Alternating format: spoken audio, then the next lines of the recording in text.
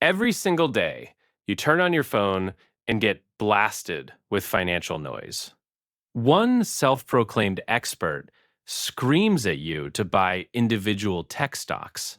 Another creator swears that crypto is the only way you will ever buy a home. Then someone else tells you to play it safe with index funds and chill. It is honestly exhausting. Most people get paralyzed by this constant overload of conflicting advice. They end up doing nothing, or worse, they throw hard earned money at whatever asset is trending on social media today. Look, I think we need to cut through all of that fluff right now. Building real wealth is not about finding a secret shortcut. Here is the thing, it comes down to understanding what you are actually buying and how different assets fit into a real portfolio. Today, I want to give you a simple, straightforward breakdown of stocks, ETFs, and crypto. This will give you a clear, actionable plan you can actually use to build long term wealth. Picking winning stocks is hard, really hard. Most Wall Street professionals with million-dollar algorithms fail to beat the market over 10 years.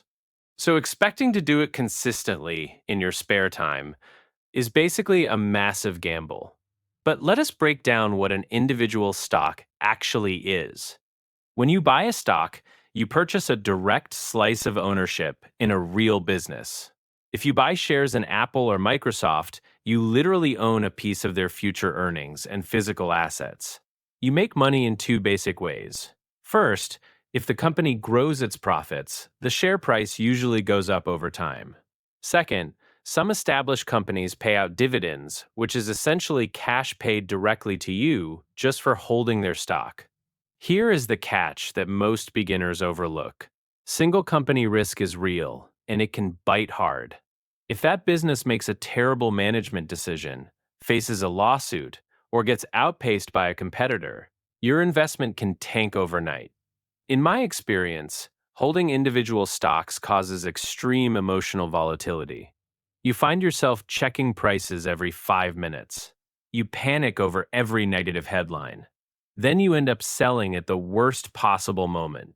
Let us face it, unless you truly enjoy spending hours reading corporate financial reports, relying solely on individual stocks is a stressful way to try and build long-term wealth. That brings us to exchange traded funds, or ETFs for short.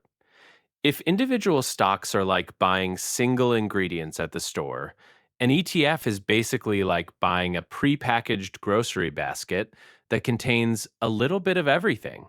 Think about it this way. Instead of trying to guess which single company will dominate the next decade, an ETF lets you buy hundreds or even thousands of companies all at once with a single click. For example, when you buy a broad market S&P 500 ETF, you instantly buy a piece of the 500 largest companies in the United States. You get the growth of tech giants, the stability of healthcare leaders, and the cash flow of consumer brands combined together. If one company goes bankrupt, it pretty much does not matter because it only makes up a tiny fraction of your total basket. Now then, the reality is that passive index tracking historically outperforms active stock pickers over the long run. But here is where you have to pay close attention to expense ratios. An expense ratio is simply the annual fee the fund charges to manage your money. A good broad market ETF might charge an annual expense ratio of 0.03%. That is essentially $3 a year for every $10,000 you invest. High fee funds might charge 0.5% or more. Then again, that tiny difference sounds small on paper.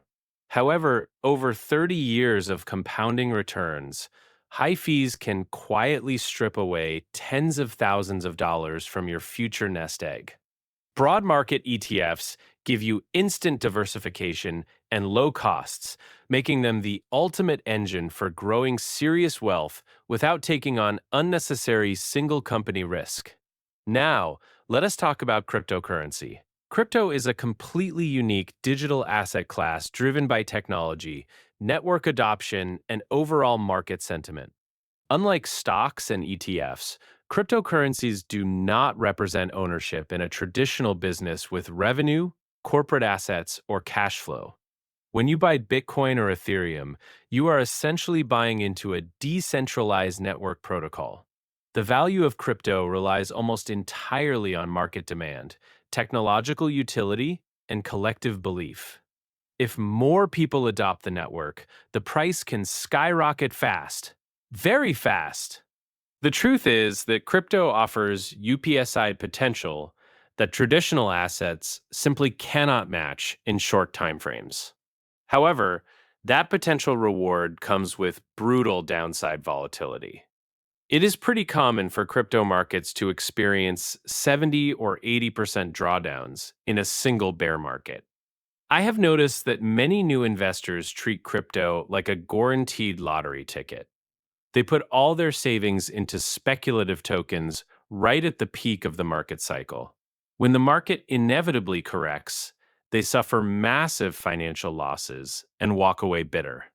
Crypto certainly has a bit of a place in a modern portfolio, but the reality is that its extreme price swings make it a high risk speculative asset, rather than a primary foundation for your life savings. So, how do you actually put all of these pieces together into a simple strategy? Here is how I look at it using the core and satellite approach. You build the core of your portfolio, roughly 80% of your money, using low cost broad market ETFs. This gives you steady compound growth, low fees, and stress free diversification. Then you can allocate 10 to 15% toward high quality individual stocks that you personally believe in and want to research. Finally, you save the remaining 5% for speculative satellite investments like crypto. Here, you can capture huge UPSide without risking your overall financial stability. The key to making this work is absolute discipline. Let us be honest, trying to time the market almost never works out well for retail investors. Instead of trying to guess the bottom, you practice dollar cost averaging by investing a set amount of money every single month, regardless of whether prices are up or down. At the end of the day, building long term wealth is not about chasing quick excitement or finding a lucky winning stock. It is about staying patient, keeping your fees low, and maintaining a balanced framework that lets you sleep peacefully at night. I feel like if you can master that mental game, you will be miles ahead of the crowd. Now, I want to hear from you. If you had to build your portfolio today, what percentage would you comfortably put into broad market ETFs versus crypto? And which of these three assets caused you the most confusion when you started out? Drop your answer in the comments below.